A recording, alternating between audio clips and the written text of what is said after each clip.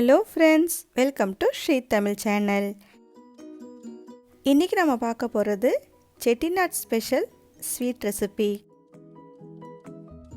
செட்டிநாடு வீட்டு விசேஷங்கள்ல மிகவும் பிரபலமான கருப்பு கவுனி அரிசி ஸ்வீட் எப்படி செய்யலாம் தான் இன்னைக்கு நாம பார்க்க போறோம். முதல்ல 1 கப் கருப்பு கவுனி அரிசி எடுத்துக்கங்க.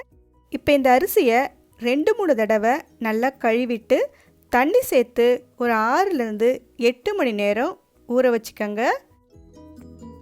இந்த அரிசியை குறைஞ்சபட்சம் ஒரு 6 மணி நேரம் ஊற வச்சாதான் இந்த அரிசி வேகும்.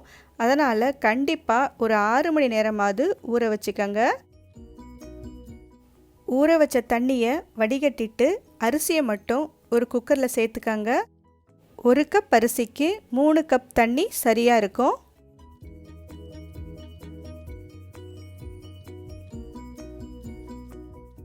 இப்போ குக்கரை மூடி போட்டு அடுப்பை மீடியம் ஃப்ளேமில் வச்சு ஒரு 6லிருந்து 8 விசில் வரைக்கும் வேக வச்சு எடுத்துக்கோங்க.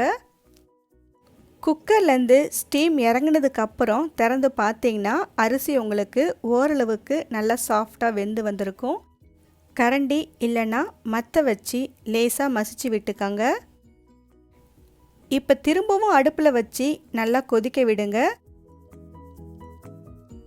எல்லாம் சேர்ந்து கொதிக்க ஆரம்பித்த உடனே 1 கப் சர்க்கரை இல்லைன்னா நாட்டு சர்க்கரை சேர்த்துக்கங்க.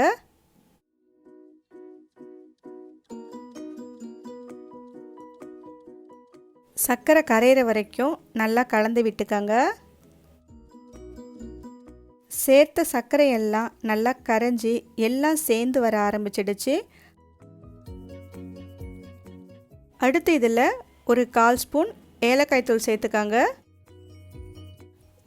ஒரு 2 டேபிள் ஸ்பூன் நெய் சேர்த்துக்கங்க. துருவிய தேங்காய் ஒரு 1/2 கப் சேர்த்துக்கங்க. எல்லாத்தையும் சேர்த்து ஒரு முறை நல்லா கலந்து விட்டுக்கங்க.